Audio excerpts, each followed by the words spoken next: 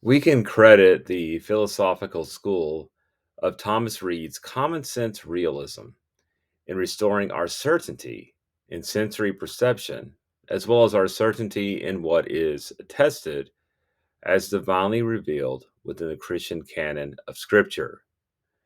During the Age of Enlightenment in Europe throughout the 17th and 18th centuries, skeptics undermined our certainty in the external objects we perceive. Along with the skeptics, the deists undermined our centuries long certainty that the Christian canon was revealed by God, and instead proposed a religion of reason. But this religion of reason, a feature of the Enlightenment, would not replace the long time religion of revelation, as some might have envisioned. Instead, we can give Thomas Reid and his common sense philosophy a lot of credit in keeping revealed religion alive as science continued to rapidly progress. This would become especially true in the New World, where the two sources of knowledge thrived simultaneously. This is episode 6 of our discussion on Richard Tristano's masterpiece entitled The Origins of the Restoration Movement: An Intellectual History. The book's out of print, and a rare used copy may be expensive, but fortunately, a full text PDF is available online. I'll post a link to the text in my video description. All this is courtesy of the library at Abilene Christian University, which includes a restoration movement page full of many wonderful and free resources. Science in this post Enlightenment Western society would progress now that we can trust our sensory knowledge. Sensing and reflecting upon the data before us leads to experience. This, if you recall from our past episodes, is the empiricism of John Locke. Although many regard Locke as the father of empiricism, his certainty waned in what we could know. Locke said we merely perceive the qualities of an external object, but not its core essence or substance. George Berkeley and David Hume took Locke to his ultimate conclusion, denying the independent existence altogether of any external object. All the qualities we perceive of any external object are contingent upon the mind of the observer.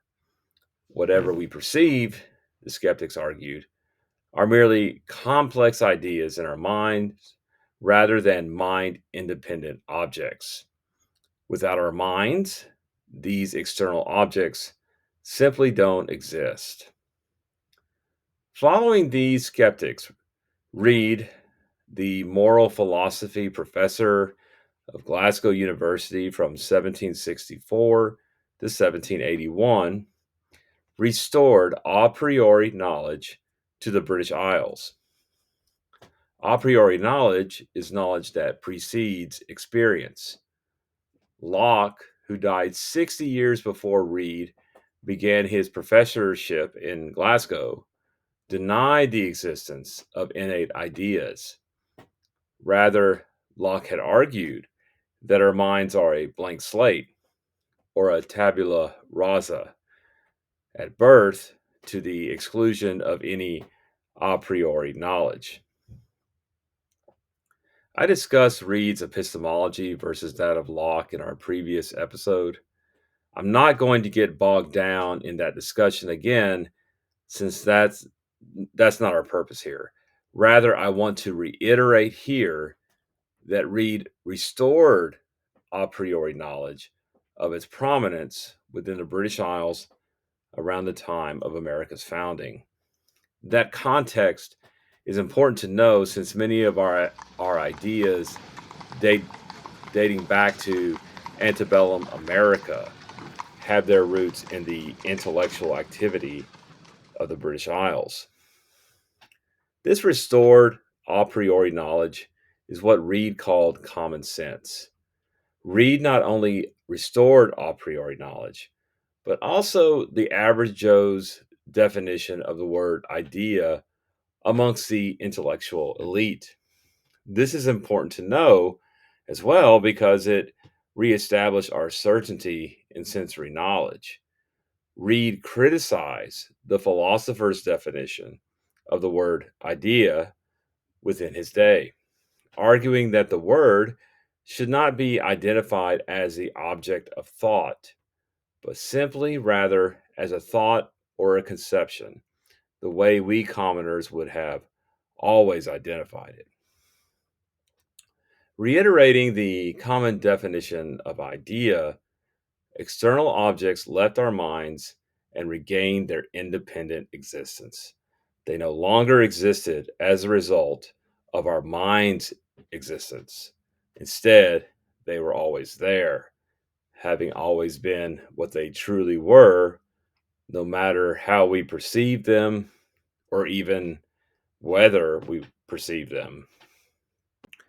Before moving on to Alexander Campbell, our restorationist leader, however, I want to add another predecessor to the mix whom I have overlooked. Francis Bacon, 1561 to 1626. Also, like Locke, was known by many as the father of empiricism. Also, like Locke, his works were widely studied within the British Isles and in America. Baconianism, chronologically preceding Lockeanism, didn't find sensory perception problematic. It also didn't begin with a pre existing hypothesis, axiom, or principle, often employed by the ancient Greek philosophers. Rather, the Baconian investigation of nature began with the objects of our sensory knowledge or with those particulars we observe. This too may limit how much we could know, but ultimately we would feel more certain of a knowledge ascertained by this Baconian method. This knowledge would come in the form of a generalization based on the facts we find on the ground. This method is quite different from methods more often employed in past centuries. Mistakes had happened before Baconianism, and good science had been denied and suppressed. That's because some abstract concepts were held to be true, even if they weren't substantiated by observable facts on the ground. One example would have been the belief that the sun revolves around the earth, or what we would call geocentrism. Another example would have been the belief that the source of good health was based on the balance of four bodily fluids, or the four humors theory of medicine. These fluids would have been blood, phlegm, yellow bile, and black bile. So, how does all this relate to the Restoration movement or the Stone-Campbell movement? By now, you may be wondering if I'm a self aware individual. Am I aware that I get sidetracked in these videos? I'll ask you to hang with me though, because I'll soon connect the dots to Campbell and his theological methods. As mentioned, Baconianism taught that in our investigation of nature, the first step is to approach the facts on the ground. Next, we generalize from these observable facts. In a way, this is similar to reconcluding what isn't self evident with the aid of what is self evident, as you'll recall from our past episode. Campbell brings this same Baconian methodology to his investigation of observable facts, so to speak, found within the Christian canon of Scripture. Here's a statement from Campbell, extracted from the Encyclopedia of the Stone-Campbell movement. Quote, "The doctrine of the Bible on any particular subject of inquiry can be clearly and satisfactorily ascertained by a full induction of all that is found in it upon that subject. We can never have any more divine light upon that subject." There are 2 points here. First, we must use all observable facts associated with a particular topic to draw our conclusion. Second, once the entire canon has been exhausted, more specifically passages from the beginning of the church as narrated in Acts chapter 2 to the end of the canon, nothing more can be concluded, especially from any outside source. Campbell openly advocates for this method of inquiry in matters of religion. Like the scientists who only have their sensory knowledge if they want to be certain in their conclusions, theologians too must be aware of this same limitation. They must stop speculating by way of abstract reasoning. Tristano provides this following statement from Campbell, extracted from Winfred E. Garrison's The Sources of Alexander Campbell's Theology, published in 1900. Quote, "Since the days of Bacon, our scientific men have adopted the practical and truly scientific mode. That is, they have stopped where human intellect found a bound over which it could not pass, and have been content to go no farther than material objects, analyzed, gave out their qualities, and left the manner of their existence as beyond the bounds of created intellect. We plead for the same principle in the contemplation of religious truth. So, religious truth is to be deduced from the revelations which the deity has been pleased to give to man." From Tristano's book on page 23. If a Christian theologian desires Christian unity, he must never allow himself to speculate. While modern science properly generalizes the truth by gathering data from observable nature and reflecting upon that data, so too must the science of Christianity do the same. Scripture is the data. The science of Christianity must never move beyond that data. Without that data or the observable facts, this scientist of Christianity is unable to draw any conclusions. In other words, Campbell argues that Christians should no longer formulate creeds as long as philosophical and theological speculations support them, even if Scripture aids these speculations. The resulting creeds cannot be falsified. In other words, we would be unable to determine the truth of these claims.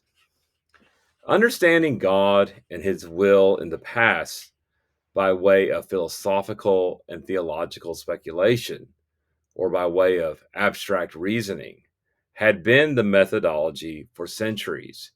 Even Protestant theologians followed suit after the time of Luther. Christians since the early church always identified philosophy as the handmaid of theology, but Scripture, of course, always aided theology, not philosophy alone. Nevertheless, when theologians speculate, yet faithfully confer with Scripture, Campbell continues to insist that this speculation is and will always be the source of division. Only by gathering the necessary facts from the Scriptures and drawing our conclusions can we achieve Christian unity. Moving away from Tristano's book briefly, I would like to refer now to the preface of Campbell's book, published in 1835, entitled Christianity Restored.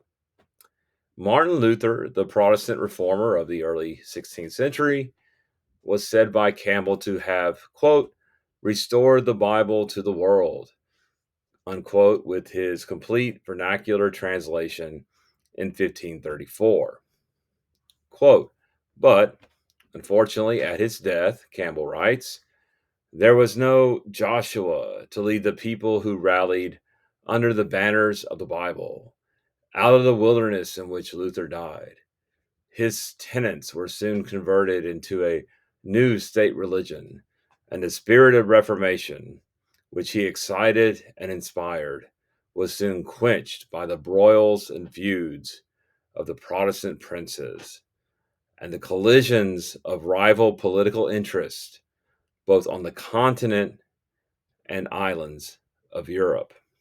Campbell goes on to say that Protestant sovereigns, just like the Catholic sovereigns prior to the Reformation, vied for patronage over ecclesiastical authorities, forcing upon Christians, as Campbell would call them, creeds and manuals, synods and councils, thus destroying the spirit of the Reformation and corrupting the religion yet again, despite its disassociation with Rome. Following the break of sovereign lords across Europe from the Church of Rome, as Campbell observes, one extreme led to another. None of these extremes had the potential to bring unity to the church. They couldn't solve the problem of Christian disunity following Luther's Reformation. Campbell gives, as an example, one Roman extreme, namely penances and purgatory, that gave rise to its opposite, Luther's sola fide, or faith alone. He also refers to Calvin's five great dogmas that elicited a response in 1591, less than 50 years after Luther's death, from the Arminians, known as the Five Articles of Remonstrance. Western Christianity was fragmenting fast. The Augsburg Confession of the Lutherans in 1530 could not reconcile with Rome. As a result, the bleeding of the Christian West was profuse and unabated. The West would experience the rise of ever more creeds. We have the Church of England's 39 Articles, finalized in 1571. There's the Reformed Westminster Confession of Faith of 1646, later adopted by Presbyterians and Congregationalists. The bleeding continues in England. The Wesley brothers, educated at Oxford, brought new life to Christianity. Even though the Wesleys remained faithful to the Church of England as clergymen themselves, the movement would go on to form yet again another denomination, applying the brothers' Methodism of prayer, Bible study, and charitable works. We can mention many more, even within our lifetime here in the United States. We'll always observe formulations of new creeds or statements of faith, as they would call them, clarifying a variety of understandings among Christian bodies. These formulae are used either to assert the position of a breakaway group or find common ground among separated bodies.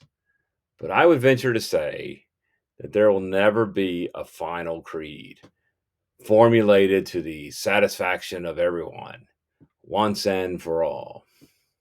In the preface to Christianity Restored, Campbell closely monitors the rapidly moving fragmentation throughout the 3 centuries that followed Luther.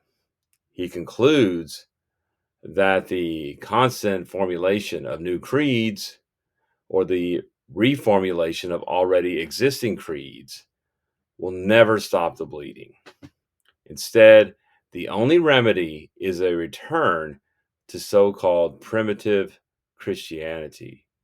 Such a return is only possible if all of Christendom discarded all creeds and simply referred to the Bible alone.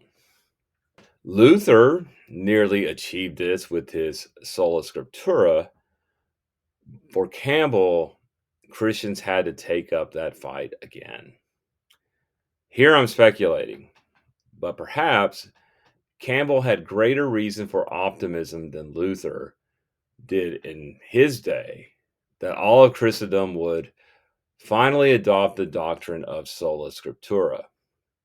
After all, Lutheran reforms provoked religious and political turmoil across Western and Central Europe, as well as the British Isles. All of that gradually came to a halt when religious toleration laws were formulated throughout the continent in the mid to late 17th century. More than a century later, Campbell would come of age with his ideas in place.